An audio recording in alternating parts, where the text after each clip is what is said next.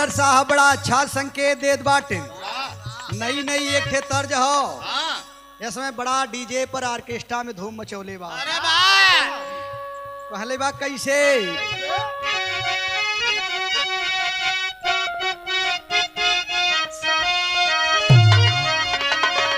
अरे बढ़ गईल पीर सैया, अरे सच कहतानी,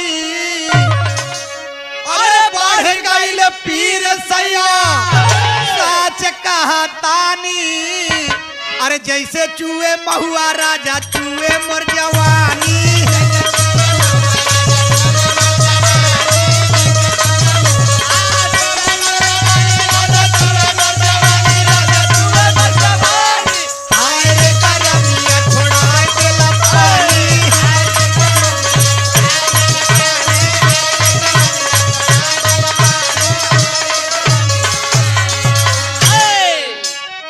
तो साथियों, आप लोगों के बीच में हम गायक कलाकार राजेश कुमार बिंद आचार्य जी, ग्राम सभा भोरी मौजूदा सुरियाओं भदोही उत्तर प्रदेश के पावन पवित्र धरती से, तो और हमारे साथी आप लोगों के बीच में एक चौलर कजरी भेजने जा रहा हूं, जो कि हास्य रस है।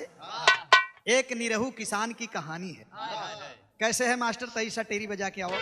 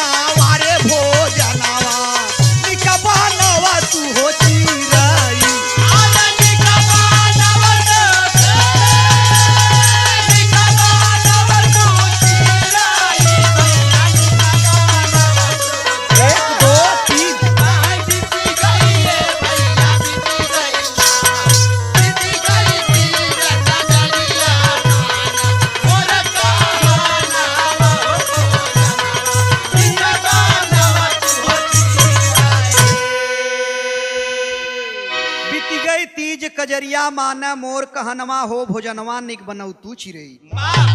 एक दिन मर्दवा निरहू किसान अपने मेहरारू से कहेस कि एस मेहरारू से अपने मर्दवा कहलेस कि रानी एक काम करो, तीज बीत गई, कजरी बीत गई हम जाते ही खेत आलू को किसानी करे, तैयारी करे। खेत हल बरदा लेकर के जाता है खेत में, खेत को तैयार करके बोला कि मैं आता हूँ और ठोकवा बनाऊ रानी। अरे वाह, ठोकवा के था खोला महुआ को। अरे वाह, महुआ के सूखा महुआ के इतना बढ़िया खून के बना दी है।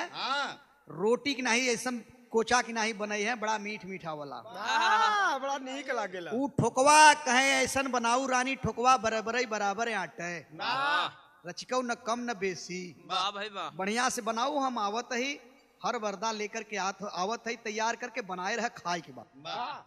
अब पहुंच गए, जब तैयार करके खेत चले आए घर पे, तो उनकर औरतिया कहलेस कि बनाए है तू जा जल्दी से नहाई के।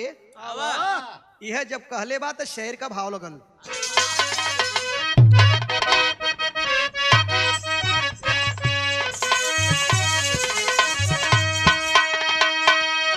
अरे नारी कहई तू नहा के आवा, बनवई लगी ज्योनार। निक बनवई मन मन सोचई, अरे सात ठोकवा की है सी तैयार। अरे कहई कई लेता भोजनवाना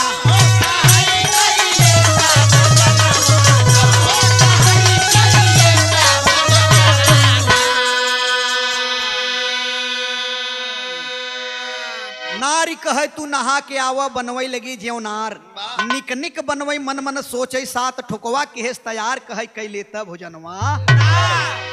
तो साथियों भोजन तैयार किया कहे कि आओ नहा करके खा लो। मर्द आ करके जब नहा करके बैठता है खाने के लिए तो उस समय 7 ठोकवा बनौले रहो। और 7 ठोकवा में मर्दवा रखे इधर तो एकखिनी में 4 हो जाए, 4 वाला उठाए के 3 पर रखे तो उधर जौन बा 4 हो जाए, इधर 3 हो जाए, बंटवारे ना लहत हो। औरतिया कहले की सैया लगत हो पूरा खैबा कहा तो कहले का भाई अंतरा का भाव लगल लाल।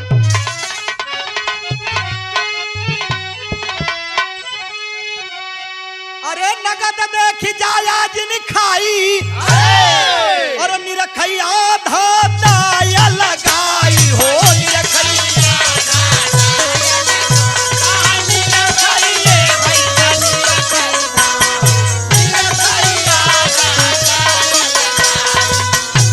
अरे निरखई राजऊ निरखई अरे निरखई आधा दाया लगाई नहीं समझ मरदा के आई नारी पर बोलागू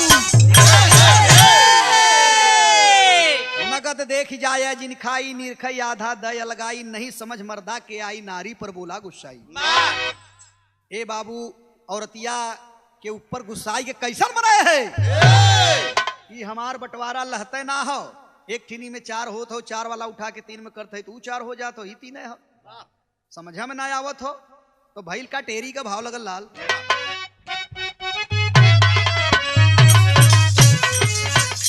अरे नाहिया नाहिया अरे नाहिया ये पंचो नाहिया अरे नाहिया बाट लहता बाटता थकल जवाना वारे भोजनवा निकबा नव तू हो चीराई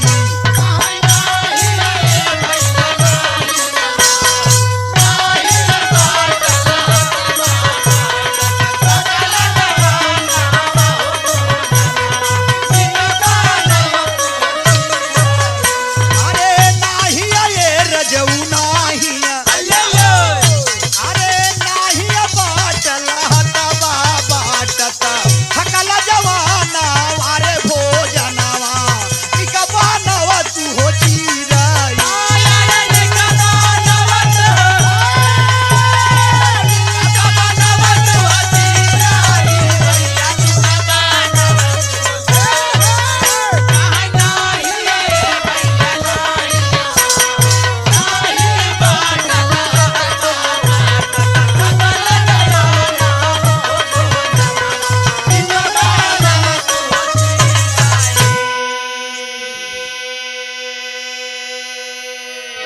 नाही बाट लहत बा बाटत थकल जवनवा हो भोजनवा निक बनऊ तू चिरई। दोनों को बंटवारा ना लहत बा। एकरे बाद दोनों में परेशानी बढ़ गई। नाही बाट लहत बाटत थकल जवनवा हो भोजनवा निक बनऊ तू चिरई। एकरे बाद उ मर्दवा कहे हम 4 खाब, मेहरुआ कहे हम 4 खाब, दोनों में झगड़ा हो गई। एकरे बाद औरतिया कहले कि चला बाजी लगा ला, जो नहीं बोलेगा वो समझो जीत जाएगा, जो पहले बोल देगा वो हार जाएगा, जो जीतेगा वो 4 खाएगा, जो हार जाएगा 3 ठोकवा। लेकिन होता है क्या, शहर का भाव लगल लाल।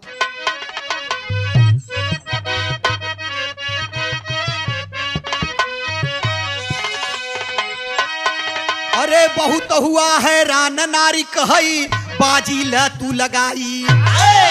अरे बोले जे न 4 उखाए, अरे सुन के मर्द गुस्साई, अरे रतिया दी है नी बिताई ना।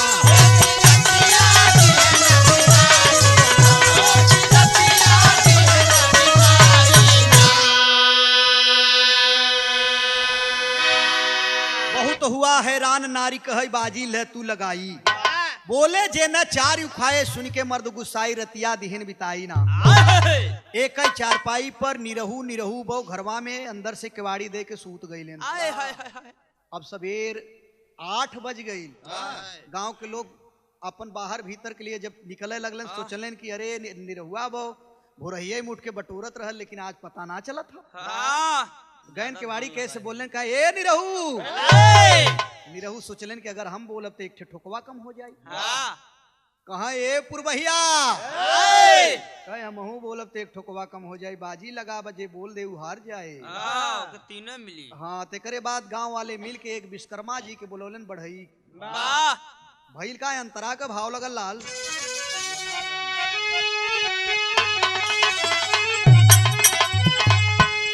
अरे बोल ना दूनो मटकाई, अरे बिकल परोसी गायनी जुहाई हो बिकल।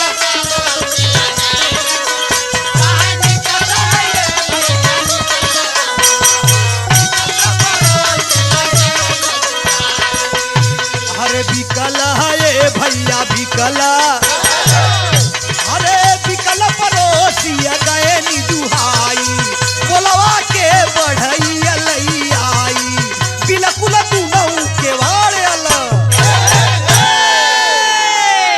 ए भैया हो बोले न दूनों मटकाई बिकल परोसी गैन जुहाई बोलवा के बढ़ई लई आई बिल्कुल दूनों केवाड़े अलगाई। बढ़ई के बोलौलन है केवड़िया के ओके तोड़ के अलगा देलन तो ओके दोनों जने के बहरे जब निकलन दोनों टुकुर टुकुर ताकत है। जब ताकत है तो करे बात कहीं नहीं रहुआ। निरहुआ सोचत बा बोल देते एक ठोकवा कम हो जाए, मर्द का मोछा चल जाए। हार जाब कहा पुरबहिया कहे हमहू न बोलब। अगर बोल जाब तो एक हमार ठोकवा कम हो जाए, मेहरारू को शान चल जाई। हम न बोलब जो आए तो देखल जाई। चौधरी को बुला करके लाते हैं। चौधरी जब देखते हैं तो कहते हैं कि ये लोग जिंदा नहीं है, ये टुकटुकवा मर्ज नया निकलल हो, ये दोनों मर गई होंगे। कहे बांस का जुगाड़ कर इनका लोगन का अर्थी का जुगाड़ कर। भैल का टेरी का भाव लगल लाल।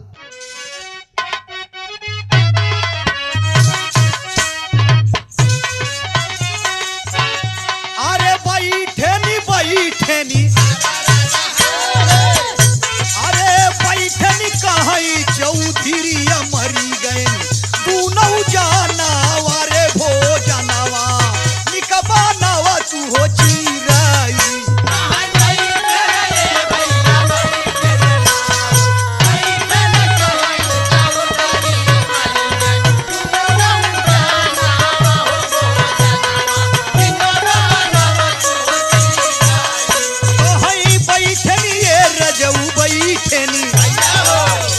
अरे बैठनी कहीं चौधरी मरी गए दूनऊ जाना वारे भोजनवा निकबा नवा तू हो चिराई।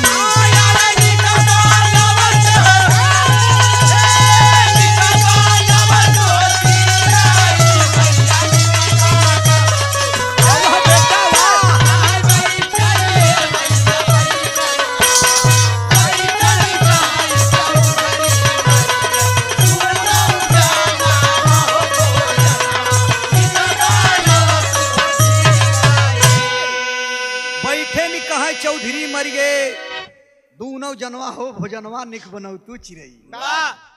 ए भाई चौधरी कहे बांस का जुगाड़ करे, अर्थी का व्यवस्था करो।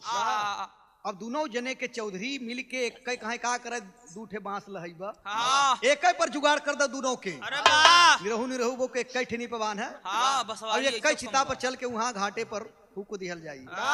व्यवस्था कई देलन बाबू। एक अर्थी पर जब लगले न बांध है तो वह बगलियां से औरतिया करत का हो शहर का भाव लगल लाल।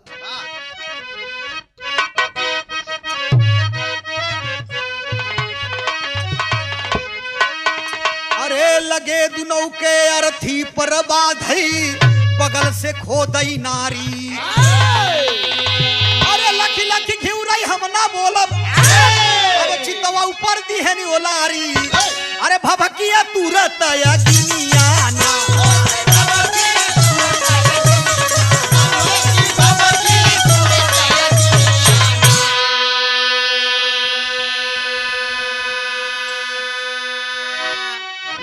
दुनों के अर्थी पर बांधई बगल से खोदई नारी लख लख घिउरई हम न बोलब चितवो पर देहन ओलारी भभकी तुरत गिनिया ना। बाबूजी जब बगलियां से औरतिया खोदले बा मर्दवा के मर्दवा सोचले कि हम ना बोलब भले हमारे ही हड्डियां कट जाई चले। लगले दोनों के जब कसे तो करे बाद निरहू बहुजौन बाहै पुरवहिया खोदे लागल। मर्दवा सोचले हम ना बोलब एक पर दोनों के बांध देलन ले जाके 7 फुकवाया हर 7 ठे ठुकवा के बाद। हाँ 7 ठे हरवा हाँ। हाँ 7 फुकवैया 7 ठुकवा के बाद हो घाटे पर लेके चल गए बाबू। एक ही चिता पर सजाते हैं और दोनों नर नारी को एक ही चिता पर सजाते हैं और इसके बाद नीचे से आग को लगाते हैं। जब जैसे ही आग को लगता है साथियों तो निरहू बहू को जब लवर लगन उनकर साड़ी पकड़े तो भई का अंतरा का भाव लगल।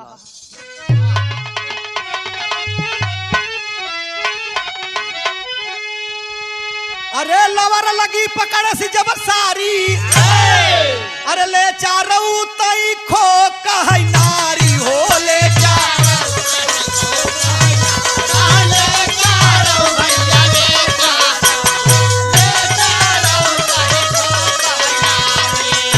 अरे ले चारऊ भैया ले चा अरे ले चारऊ तई खो कह नारी लगा फेंक के चले निसी धारी लगना छोड़ई बुढ़ऊ। लवर लगी पकड़े जब सारी ले चारऊ तू तई खो कह नारी लग्गा फेंक के चले सिधारी लगना छोड़े बुढ़ऊ दुखारी। ए बाबू हो बुढ़ऊ लग्गा लेके गइल रहलन ऐसे जब अगिया के लगावे लगलन लोग तो वही समय निरहू बहू के पुरवहिया के साड़ी धैले और पुरवहिया के साड़ी धैले तो पुरवहिया उठ के चिता पर से ऐसे बेड़ होके निरहू के ऊपर होके लागल। सोचलस कि निरहू नीचे हो जाइए हम ऊपर हो जाए पहले नह के आँच लागी तो यही बोली है। जब साड़ी पकड़ ले मर्दवा सोचलेस कि हम तो न बोलब भले जर के मर जाई। और तब तलक इतने में जब ऐसे भैन चौधरी कलन के रच के आँच लगल टेढ़ हो गई रे। हाँ मार लगवा से। हाँ मार लगवा 2 बांस पहले चिता बिगाड़े सी उठा के जब चिता मारे बदे कैलन तब तलक निरहू बहु कलश की ए दहिया रुकनाती। हाँ ले तही खो चाटे तही 4 खा 3 ही हम खा। इतने बुढ़ऊ सोचलन कहीं भागा रे भूत हो गए दोनों भूत हो गए 7 जने फुकवैया है 4 ऊ खाए 3 ऊ। हरे को संदेश न दे लग्गा फेंक के चल देलन जब भागे लगलन तो बुढ़ऊ के ठोकर लगल भइल का टेरी का भाव लगल।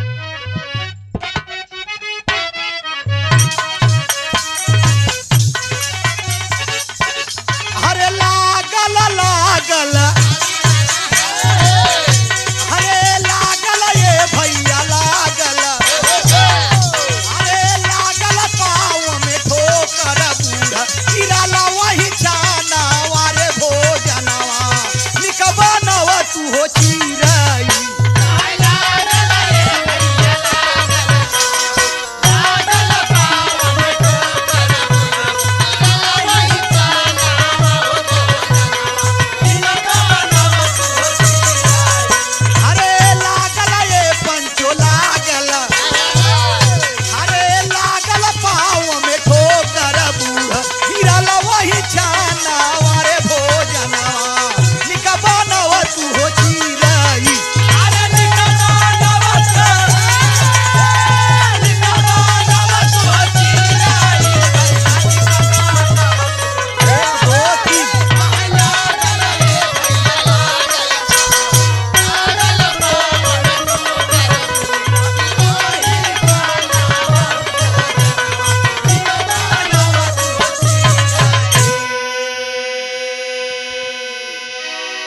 लागल पाँव में ठोकर बूढ़ गिरा वहीं छनवा हो भोजनवा निक बनऊ तू चिरई। बुढ़ऊ पहुंच गए अपने घर पे करे बाद निरहू निरहू भाऊ भी चल देलन। वहाँ पहुंचलन ते करे बाद कहे कि का बात बा कहे ए बुढ़ऊ रुका कहा चुप चुप चुप तोहन भूत है ना रे कहे नाही बुढ़ऊ भूत ना है ई बाजी लगल रहल। कहे का बात बाजी लगल रहल कहे मर्दवा कलेस की निरहू कलन के में मर्द का बात रहल दादा हम अपने मर्द का मोछा रख ले हई। तो बतावे लगल कैसे शेर का भाव लगल।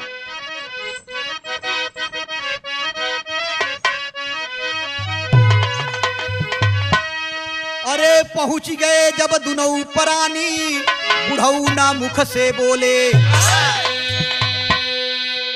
अरे पिछाड़ी दिहले हम बाजी में अरे मर्द पोल तब खोले अरे पूछे दादा बती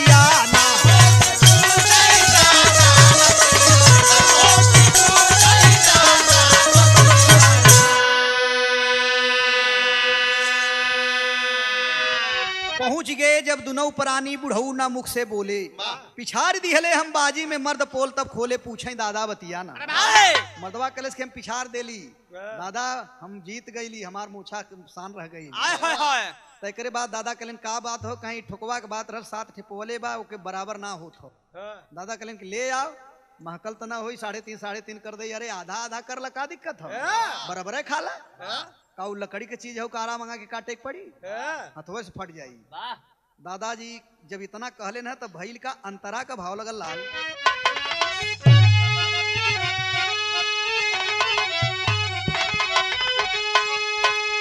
अरे पारिक पारा दुनौ बताई, अरे पगला तहु गए बौराई हो, पगला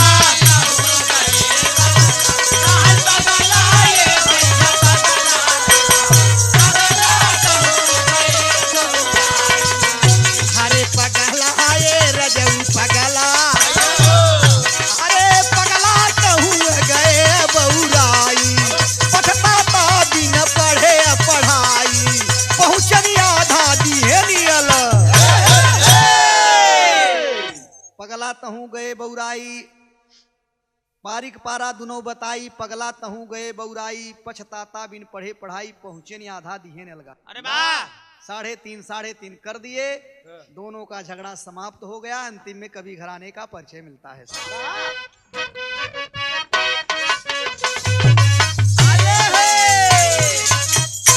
अरे परमहाए पंचो,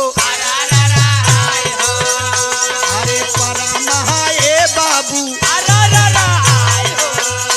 अरे परमानंद कहीं दिन दिन बदले जमा